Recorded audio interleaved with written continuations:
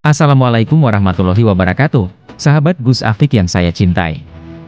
Pada kesempatan kali ini, kita akan menyaksikan salah satu peristiwa yang luar biasa dan menakjubkan dari perjalanan hidup Nabi Muhammad SAW, yaitu kisah mukjizat yang sangat terkenal, membelah bulan. Kisah ini tidak hanya menunjukkan kekuasaan Allah, tetapi juga mengajarkan kita tentang keimanan, keberanian, dan kebesaran Rasulullah SAW dalam menghadapi ujian dan tantangan. Pada masa itu, Raja Habib bin Malik yang berasal dari Syam datang ke Makkah dengan membawa ribuan orang, ingin menguji kenabian Nabi Muhammad SAW. Apakah Nabi mampu membuktikan kerasulannya? Mari kita simak bersama kisah yang penuh hikmah dan keajaiban ini. Simak dengan hati yang terbuka, dan semoga kisah ini menambah keimanan kita kepada Allah dan Rasul-Nya. Kisah mukjizat Nabi Muhammad SAW membelah bulan. Dikisahkan dalam kitab Durratun Nasihin, di masa itu ada seorang raja yang fanatik menyembah berhala, yakni Habib bin Malik dari Syam. Ia mendapat surat dari Abu Jahal yang menceritakan bahwa ada agama baru yang dibawa oleh Nabi Muhammad SAW. Setelah membaca surat itu, muncullah keinginan untuk bertemu Nabi dengan membawa 12.000 orang ke Makkah. Sesampainya di perbatasan, ia mengirim utusan untuk memberitahu pada Abu Jahal bahwa dirinya sudah sampai di Al-Abtah, perbatasan Makkah. Saking penasarannya pada Nabi, salah satu Bani Hashim mengatakan, di masa kecilnya, Muhammad seorang anak yang dipercaya, jujur dan berbudi luhur. Namun, di usia 40 tahun, ia menyebarkan agama baru yang bertentangan dengan agama para leluhurnya. Dengan menggunakan jubah merah dan surban hitam, Nabi memenuhi permintaan Raja Habib bin Malik. Nabi datang bersama Siti Hadijah dan Abu Bakar As-Siddiq. Hanya saja, sebelum sampai ke lokasi, di sepanjang perjalanan, Hadijah menangis. Ia khawatir atas keselamatan suaminya. Begitu pula Abu Bakar. Saat tiba di lokasi, Nabi disambut hangat dan dipersilakan duduk di kursi yang berbuat dari emas. Ketika duduk di kursi tersebut, wajah Nabi memancarkan cahaya yang kemilau, sehingga orang menyaksikannya terkagum-kagum.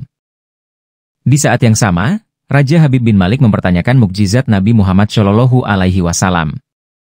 Karena nabi-nabi sebelumnya memiliki mukjizat. Mendengar pernyataan itu, Nabi menghendaki permintaan raja. Sang raja menginginkan matahari yang bersinar itu ditenggelamkan, lalu dimunculkanlah bulan. Setelah itu, ia meminta untuk menurunkan bulan, kemudian dibelah menjadi dua bagian. Belahan tersebut dimasukkan ke masing-masing lengan tangan sebelah kanan dan kiri Nabi. Kemudian keluarkanlah kembali dan menyatukannya lagi. Bahkan ia meminta untuk menyuruh bulan agar mengakui sebagai rasul. Yang terakhir, kembalikanlah bulan ke tempat semula. Jika mampu melakukannya, raja itu akan beriman dan mengakui kenabiannya. Abu Jahal yang berada di sana, merasa gembira sekali. Ia menyangka Nabi tak akan mampu melakukannya. Nabi berdoa di Gunung Abi Kubais. Nabi berjalan ke Gunung Abi Kubaisi dan sholat 2 rakaat. Diketahui, gunung itu berdekatan dengan Masjidil Haram, letaknya searah dengan Hajar Aswad dan berdekatan dengan Bukit Syafa. Nabi berdoa kepada Allah dengan menengadahkan tangan yang tinggi agar permintaan raja tersebut terkabulkan. Tanpa orang lain, turunlah 12.000 malaikat yang menyampaikan salam Allah Subhanahu wa Ta'ala kepada Rasulullah. Malaikat tersebut berkata bahwa senantiasa bersama Nabi dan Allah akan menetapkan keputusannya sejak zaman azali. Malaikat meminta pada Nabi agar menemui raja tersebut untuk membuktikan kerasulannya, karena Allah lah yang mengendalikan matahari dan bulan, serta mengganti siang dan malam. Dikatakan pula, raja itu memiliki putri cacat yang tidak punya kaki dan tangan serta buta. Allah telah menyembuhkan anak itu sehingga ia bisa berjalan, meraba dan melihat. Saat Nabi menemui raja, matahari akan tenggelam sehingga suasana semakin remang-remang. Usai berdoa, terbitlah bulan dengan sinar yang benderang. Seketika, bulan terbelah menjadi 2. Dengan 2 jarinya, Rasulullah mengisyaratkan agar turun kepadanya.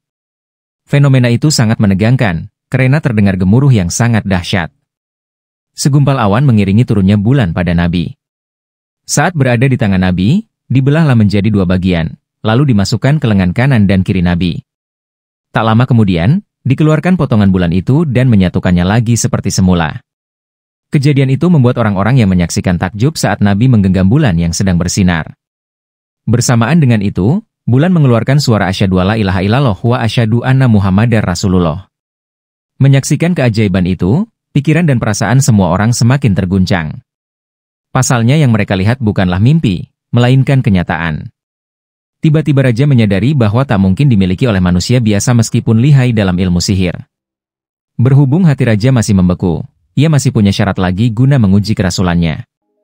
Sebelum selesai berbicara, Nabi berkata pada raja bahwa Habib bin Malik memiliki putri yang cacat. Namun Allah telah menyembuhkan dan menjadikannya sosok wanita yang sempurna. Sontak seketika raja terkejut, karena tidak ada satupun yang mengetahuinya, kecuali orang-orang terdekat dan orang-orang istana. Mendengar yang diutarakan Nabi, Habib bin Malik bergembira dan mengajak penduduk Makkah untuk meninggalkan agama peninggalan leluhurnya. Secara berbarengan, raja mengucapkan kalimat syahadat. Di lain sisi Abu Jahal marah, sebab yang diperlihatkan Nabi bagian dari sihir. Di saat Raja Habib bin Malik sampai di pintu istana, putrinya menyambut dengan mengucapkan kalimat syahadat. Bahkan raja itu melihat bahwa putrinya memiliki organ tubuh yang sempurna layaknya manusia yang normal. Sang putri menceritakan, dirinya bermimpi ditemui lelaki tampan dan mengabarkan bahwa ayahnya telah memeluk agama Islam. Jika ingin menjadi seorang muslimah, anggota tubuhnya akan lengkap setelah mengucapkan syahadat. Mendengar hal itu, raja sujud syukur kepada Allah atas kebesaran yang ditunjukkannya. Fenomena terbelahnya bulan yang terjadi pada masa Nabi Muhammad SAW adalah salah satu mukjizat yang sangat terkenal dalam sejarah Islam. Kisah ini dapat ditemukan dalam berbagai sumber, baik dalam hadis sahih maupun dalam Al-Quran, tepatnya dalam surah Al-Qamar 54:1-2, yang berbunyi, telah dekat saatnya terbelahnya bulan, dan jika mereka melihat suatu tanda, mukjizat, mereka berpaling dan berkata, ini adalah sihir yang terus-menerus. Quran Surat Al-Qamar 1-2. Pembelahan bulan ini terjadi sebagai tanda kerasulan Nabi Muhammad SAW yang diberikan oleh Allah Subhanahu wa Ta'ala untuk membuktikan kebenaran wahyu dan risalah yang beliau bawa kepada umat manusia. Membenarkan pembelahan bulan, perspektif astronot dan ilmuwan modern. Meskipun kisah ini sangat jelas disebutkan dalam Al-Quran dan hadis, banyak yang bertanya-tanya, apakah fenomena ini bisa diterima dalam ilmu pengetahuan modern?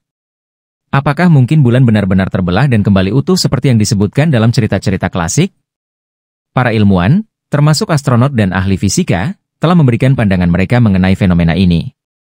Walaupun peristiwa mukjizat tersebut terjadi di zaman yang sangat jauh, beberapa pandangan ilmiah modern menganggapnya sebagai suatu fenomena yang perlu diteliti lebih lanjut, dengan batasan tertentu. 1. Bukti dalam Al-Quran dan hadis. Sebelum membahas pandangan ilmiah, perlu dipahami bahwa dalam Islam, mukjizat Nabi Muhammad SAW adalah fenomena yang terjadi dengan kekuasaan Allah, yang mungkin tidak bisa dijelaskan dengan sains biasa, karena ia adalah hal yang luar biasa, ajaib, yang terjadi di luar hukum alam. Dalam Al-Quran disebutkan bahwa bulan terbelah menjadi dua bagian yang tampak jelas oleh orang-orang yang menyaksikannya. Meskipun hal ini adalah mukjizat, tidak berarti fenomena tersebut bertentangan dengan ilmu pengetahuan, tetapi justru dapat menunjukkan adanya kekuasaan Tuhan yang mengatasi hukum-hukum alam. 2. Pandangan astronot dan ilmuwan. Beberapa astronot dan ilmuwan menganggap bahwa fenomena terbelahnya bulan ini tidak harus dipahami secara harfiah, dalam pengertian bahwa bulan benar-benar terbelah seperti dua potong buah, tetapi bisa jadi sebagai fenomena optik atau perspektif visual dari posisi pengamat di bumi saat itu. Namun, ada juga beberapa penafsiran yang lebih mendalam, yakni fenomena ini bisa dijelaskan oleh teori ilmiah yang melibatkan kejadian alam yang sangat luar biasa.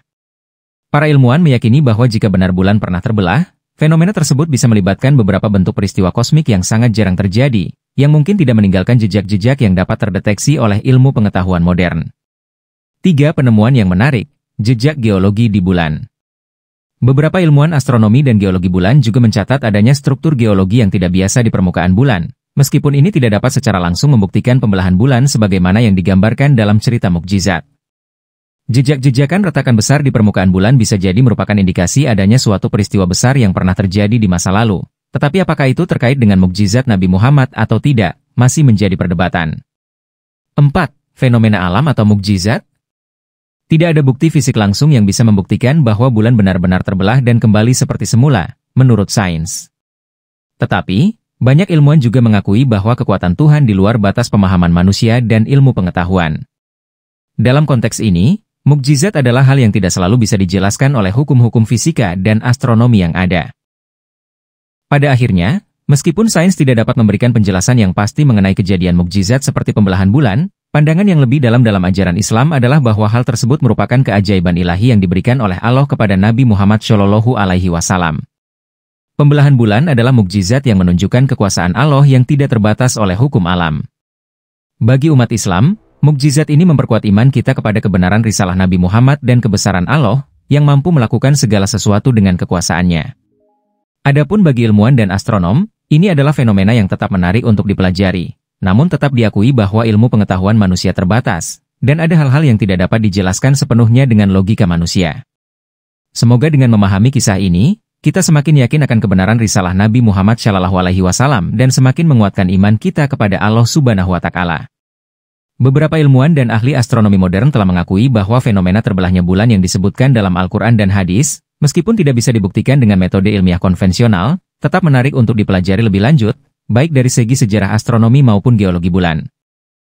Walaupun tidak ada banyak ilmuwan yang secara eksplisit meyakini pembelahan bulan sebagai mukjizat, ada beberapa yang tertarik dengan fenomena ini dan mencoba mencari hubungan atau bukti ilmiah yang mungkin mendukung klaim tersebut. Berikut adalah beberapa ilmuwan atau pandangan yang terkait dengan fenomena terbelahnya bulan. 1. Dr. Nuh Hamim Keller, ahli fiqh dan pemikir Islam. Dr. Nuh Hamim Keller, seorang ahli fiqh dan pemikir Islam, dalam penelitiannya tentang mukjizat Nabi Muhammad SAW berpendapat bahwa mukjizat seperti terbelahnya bulan tidak harus dipahami dengan cara sains modern. Menurutnya, hal itu adalah suatu fenomena yang luar biasa yang tidak bisa dijelaskan dengan hukum alam biasa, karena mukjizat adalah sesuatu yang di luar jangkauan sains. Namun, ia menekankan bahwa sebagai seorang Muslim, kita harus menerima mukjizat sebagai tanda kekuasaan Allah. Ia berpendapat bahwa sains memiliki batasan, dan ada hal-hal dalam kehidupan yang memang tidak bisa dijelaskan oleh ilmu pengetahuan manusia. Sehingga, fenomena pembelahan bulan lebih dimaknai sebagai tanda kebesaran Allah yang ditujukan kepada umat manusia sebagai bukti kerasulan Nabi Muhammad SAW. 2. Dr. Maurits Bucaille, ahli bedah dan penulis buku The Bible, The Quran, and Science. Dr. Maurits Bucaille adalah seorang ilmuwan Prancis yang terkenal karena karyanya yang membahas hubungan antara ilmu pengetahuan dan agama, khususnya yang terkait dengan Al-Quran. Dalam bukunya The Bible, The Quran, and Science, ia mengkaji berbagai fenomena ilmiah yang disebutkan dalam Al-Quran, termasuk mukjizat pembelahan bulan. Dr. Bucaille berpendapat bahwa meskipun pada masa Nabi Muhammad SAW tidak ada bukti ilmiah untuk membuktikan bahwa bulan terbelah, pernyataan dalam Al-Quran tentang terbelahnya bulan merupakan kebenaran ilmiah yang pada akhirnya bisa dipahami dalam konteks ilmu pengetahuan modern. Ia menganggap bahwa ayat Al-Quran ini tidak mengandung kesalahan ilmiah dan seharusnya diterima sebagai bagian dari kebenaran wahyu yang diberikan oleh Allah. 3. Dr. Zakir Naik, dokter dan ahli perbandingan agama. Dr. Zakir Naik, seorang ahli perbandingan agama dan pendakwah internasional, sering membahas mukjizat Nabi Muhammad SAW, termasuk pembelahan bulan, dalam ceramahnya. Dr. Zakir Naik tidak hanya memaparkan teks-teks agama, tetapi juga mencoba menghubungkannya dengan ilmu pengetahuan modern. Dalam beberapa ceramahnya, Dr. Zakir Naik menyebutkan bahwa pembelahan bulan yang disebutkan dalam Al-Quran bukan hanya sebuah cerita, tetapi sebuah fakta ilmiah yang diterima oleh banyak ilmuwan. Ia mengutip pernyataan dari sejumlah ilmuwan yang mengakui adanya fenomena geologis atau geofisika tertentu di bulan yang bisa dijadikan bukti adanya peristiwa luar biasa di masa lalu. Meskipun ia mengakui bahwa sains tidak dapat membuktikan mukjizat ini secara langsung, Dr. Zakir Naik menekankan bahwa ilmuwan harus tetap membuka kemungkinan bahwa ada hal-hal yang berada di luar pemahaman sains. 4. Dr. Jeffrey Long, peneliti dan ahli dalam studi kehidupan setelah kematian.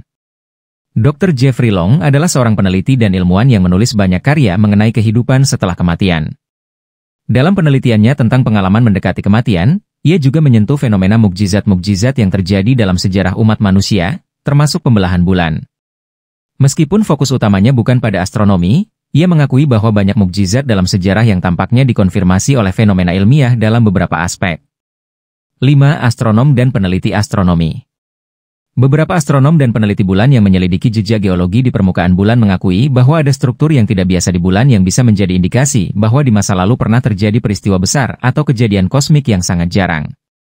Struktur ini, meskipun tidak dapat dipastikan sebagai pembelahan bulan, dapat dilihat sebagai jejak dari peristiwa besar yang mungkin pernah terjadi.